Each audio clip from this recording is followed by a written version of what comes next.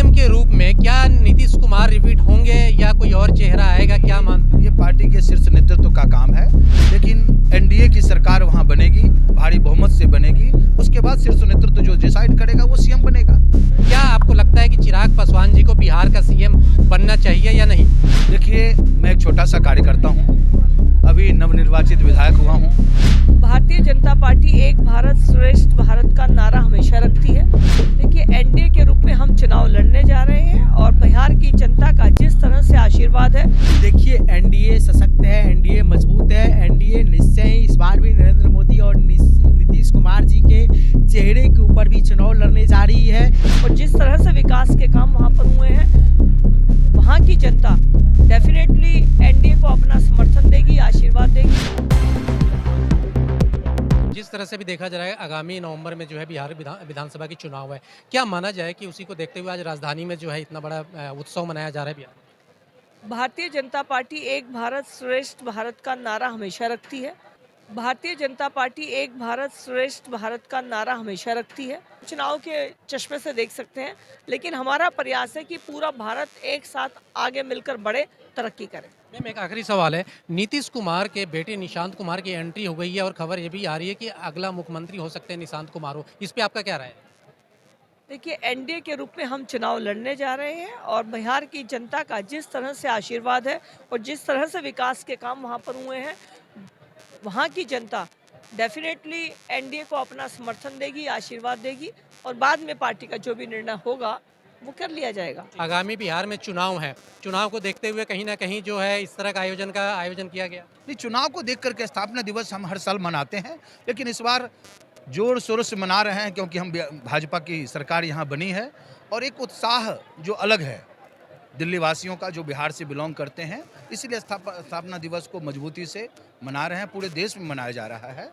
चंदन जी, इस बार बिहार में जो है सीएम के रूप में क्या नीतीश कुमार रिपीट होंगे या कोई और चेहरा आएगा, क्या मानते हैं? ये पार्टी के शीर्ष नेतृत्व का काम है, लेकिन एनडीए की सरकार वहां बनेगी, भारी बहुमत से बनेगी। उसके बाद शीर्ष नेतृत्व जो डिसाइड करेगा वो सीएम बनेगा।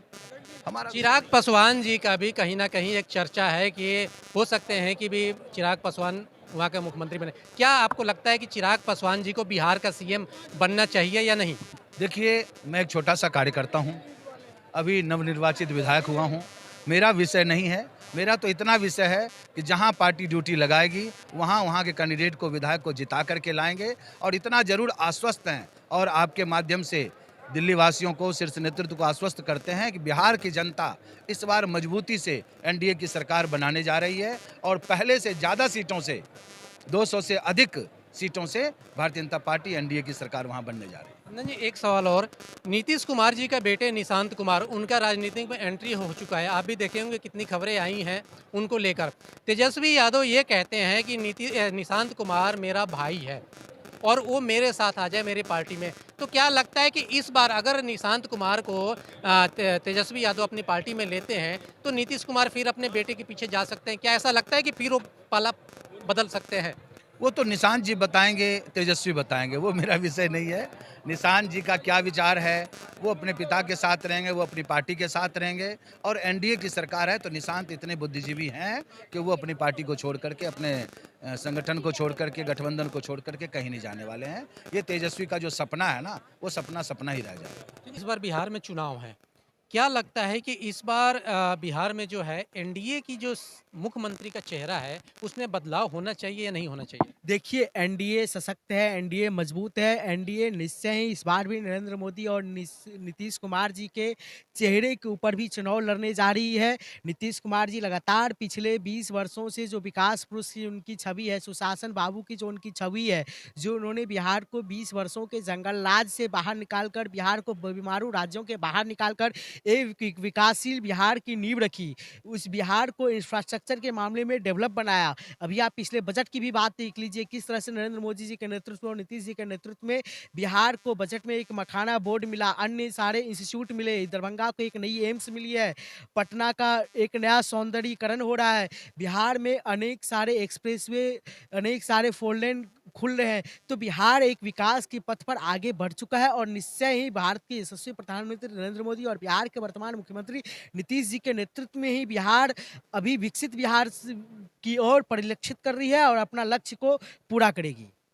लेकिन नीतीश कुमार पे आरोप भी बहुत लग रहे हैं कि भी वो महिलाओं की अपमान करते हैं, जैसे अभी सदन में कुछ टाइम पहले देखा गया था।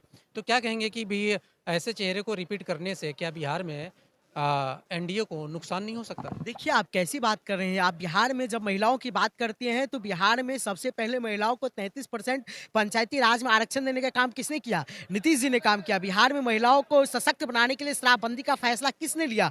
तो नीतीश जी ने लिया। नीतीश जी ही वो मजबूत साथी हैं, जिन्होंने सदैव महिलाओं की जीविकापार्जन के लिए जो आप बिहार में आप जाइएगा, जीविका नाम की संस्था बिहार के हर एक कोने में, वार्ड-वार्ड में है, जहाँ पे महिलाएँ सामूहिक रूप से अपना लेन-देन करती है और महिलाएँ आज सक्षम हो रही है। लखपति दीदी का जो मोदी जी का संकल्प है, उस संकल्प को अगर बिहार में किसी ने चरितार्थ करने का काम किया है, तो बिहार के यशस्वी मुख्यमंत्री नीतीश कुमार ने जीविका के माध्यम से काम किया। बिहार के पंचायतों में महिलाओं को आरक्षण देने के माध्यम से काम किया। जब महिलाएं स्कूल नहीं जा पाती थी, क्या उस समय रेशियो हुआ करता था, तो महिलाओं को पोशाक देने का काम, महिलाओं को बेटियों को पढ़ाने के लिए सर्व शिक्षा अभियान के तहत साइकिल देने का काम, पोशाक देने का, मिड डे मील देने का काम, ये सब काम नीतीश कुमार ने किया है। जब महिलाओं को विधानसभा में जो भूमिका रही है, उसमें भी नीतीश कुमार ने देने का काम किया है। तो आप ये वो पार्टी लोग ऐसी बात कर रहे हैं जिनका चरित्र ही महिला हनन का रहा है। जो आप याद कीजिए, जब 1990 से 2005 तक का बिहार था, तो किस तरह से महिलाएं रात को 5 बजे के बाद बाहर निकलने में संकोच करती थी।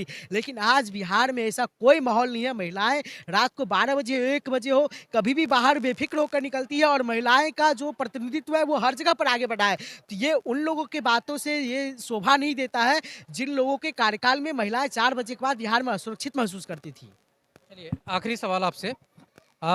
सम्राट चौधरी सॉरी माफ़ कीजिएगा, सम्राट चौधरी, नीतीश कुमार और चिराग पासवान में अगर देखा जाए तो सबसे बेटर सीएम कौन हो सकता है? देखिए, हमारे ये तीनों चेहरे एनडीए के नेता हैं और तीनों के नेतृत्व में बिहार जो है सो विकास के पथ पर आगे बढ़ रही है।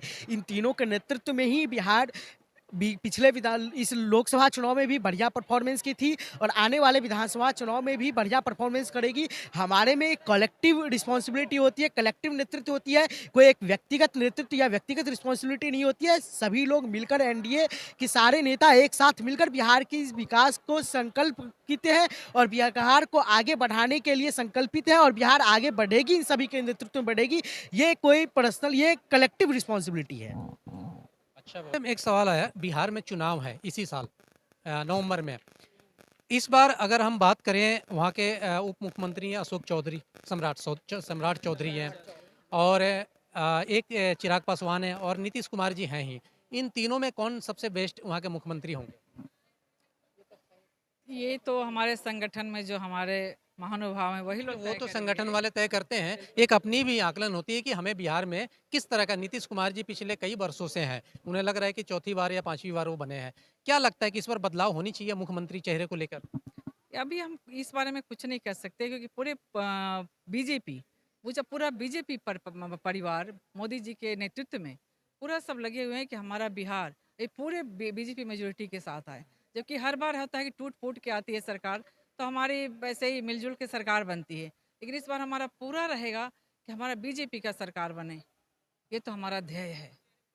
और आने वाले चुनाव में जो भी हमारा दिल्ली में हमारे सारे भाई वहाँ से आ रहे हैं, हम सारे पूर्वांचलियों को हम लोग बता रहे हैं, समझा रहे हैं कि भाई वोट के टाइम वो जरूर अपना वोट वहाँ पर जाकर करें, अपना वोट बर्बाद ना करें।